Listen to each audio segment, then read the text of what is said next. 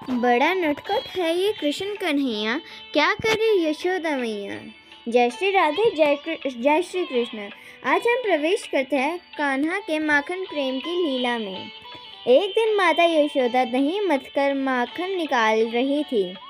अचानक माँ को आनंद देने के लिए बलराम और श्याम उनके निकट पहुँच गए।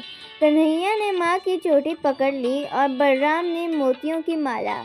दोनों माँ को अपनी तरफ खींचने का प्रयास करने लगे।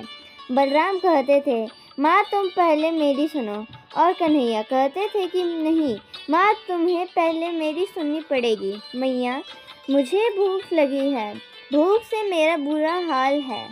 चलो ना, जल्दी से मुझे माखन रोटी दे दो।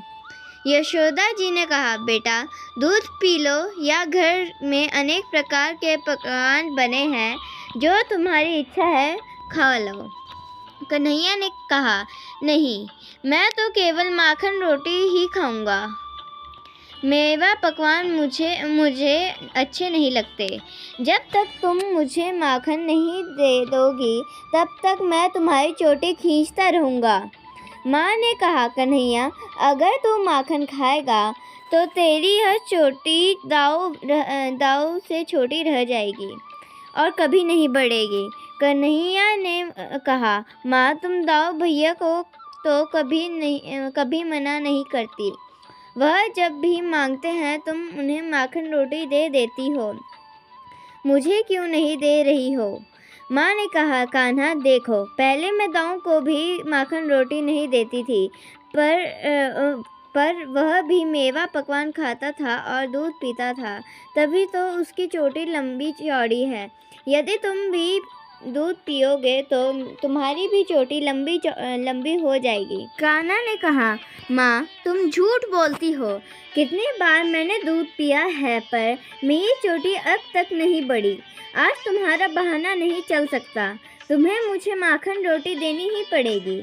मैया ने कहा, कान्हा दाऊ अब बड़ा हो गया है, इसने तुमसे अधिक दिनों तक दूध पिया है, इसलिए दाऊ की चोटी बढ़ गई। जब तुम भी उतने ही दिनों तक दूध पी लोगे, तब तुम्हारी भी चोटी बढ़ जाएगी। कन्हैया ने कहा, मैया मैं यह सब नहीं सुनूंगा, तुम साफ साफ बताओ, मुझे माखन रोटी देती हो कि नहीं। यदि तुम मुझे माखन रोटी नहीं दोगे, जाओ, मैं तुमसे बात नहीं करूँगा, ना ही मैं तुम्हारी गोदी में आऊँगा।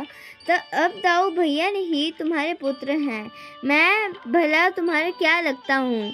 माता यशोदा ने कहा, कान्हा तू तो मेरा प्राण है, मैं भला तेरे बिना कैसे रह सकती हूँ।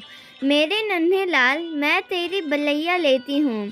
तनिक रुको, मुझे माखन तो निकाल कर लेने दो, फिर तुम्हें जितना माखन चाहिए ले लेना।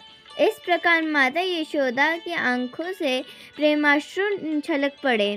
यशोदा मैया धन्य हैं, त्रिभुवन के भरण पोषण करने वाले प्रभु माखन के लिए बार बार उनके आगे हाथ फैलाते हैं।